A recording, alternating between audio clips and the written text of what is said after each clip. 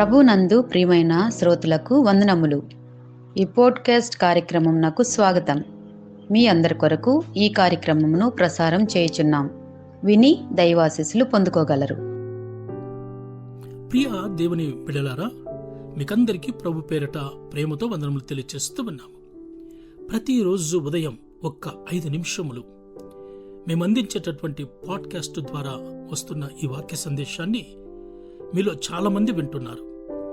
శ్రోతలైన మిమ్మల్ని అందరిని బట్టి మేము దేవుని స్తుతిస్తున్నాం.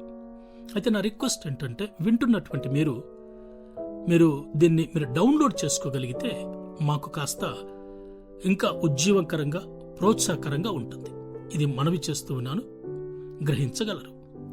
ఈరోజు మన అంశం, విశ్వాసముతో వేసే అడుగు చిన్నదే కావచ్చు, విజయం మాత్రం గొప్పది. A small step of faith leads to big victory.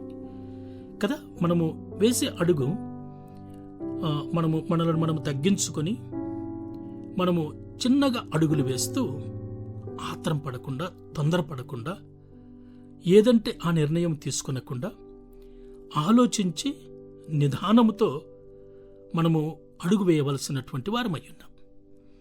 అలా కాకుండా తొందరపడో, దుడుకుపడో, ఆతరపడో ఏదంటే అది నిర్ణయం తీసుకుంటే నష్టమే ఎక్కువ ఉంటుంది.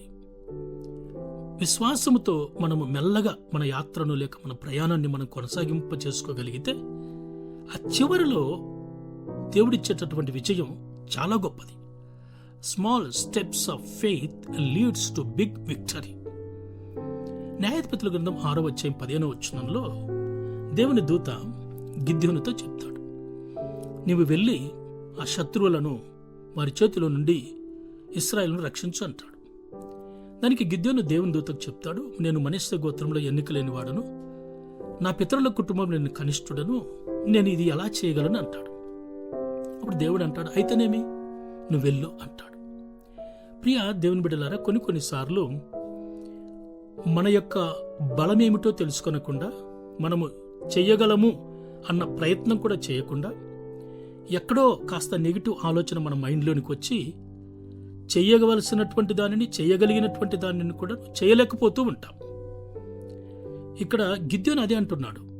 గిద్యోను, అయినా పర్వాలేదు, నువ్వు మనష్షే గోత్రంలో ఎన్నికలేనివి కావచ్చు, నీ కుటుంబం కనిష్టమైంది కావచ్చు, కానీ నేను కదా నిన్ను పంపేది, కాబట్టి నువ్వు విజయం సాధిస్తావు, వెళ్ళు అన్నాడు. ఈ విధంగా మనం ఆలోచిస్తే కొంతమంది భక్తుల యొక్క చరిత్రలను మనం ధ్యానం చేయగలిగితే అందులో మరి ఎవరు ఎలా చేశారో మనకు అర్థమైపోతుంది. ఉదాహరణకి మనము దావీదుని గురించి మనం ఆలోచించవచ్చు. దావీదు 8వ వాడు. దావీదు కంటే 7 మంది పెద్దవారు ఉన్నారు. 40 రోజులు ఫిలిస్తీయులతో జరిగిన యుద్ధంలో ఉంటారు. కానీ పెద్దవారైన ఈ 7 మంది ఆ శత్రువులను ఎదుర్కోలేకపోతారు. కనిష్ఠుడు దావీదు, చివరివాడు దావీదు. దావీదు ద్వారా దేవుడి గొప్ప విజయాన్ని ఇచ్చాడు. మోసే కనిష్ఠుడే, అన్నైన అహరోను పెద్దవాడున్నాడు. ఆఫ్కోర్స్ అహరోను కూడాను యాజకుడే.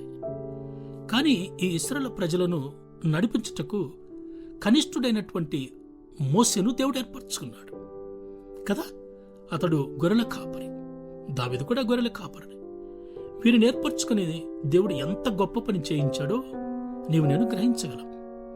మోసేను పిలిచి, కనిష్ఠుడైన మోసేను పిలిచి ఇశ్రాయేలుల మీద నాయకునిగా తయారు చేశాడు.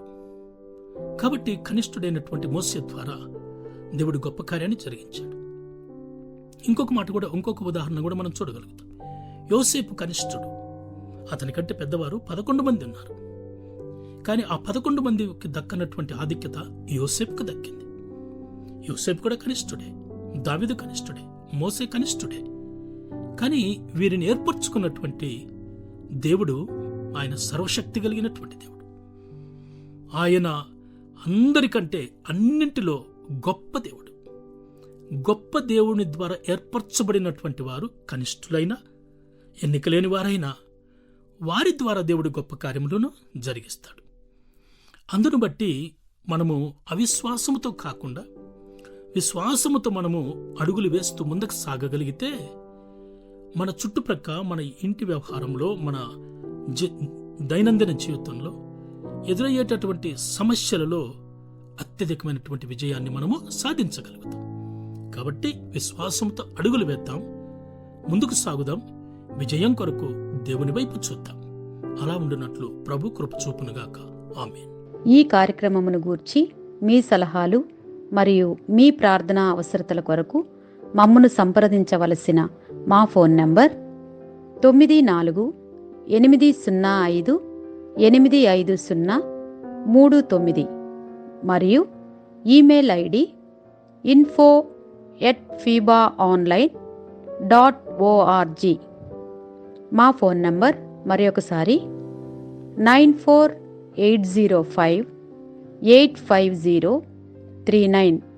Email ID info@fibaonline.org.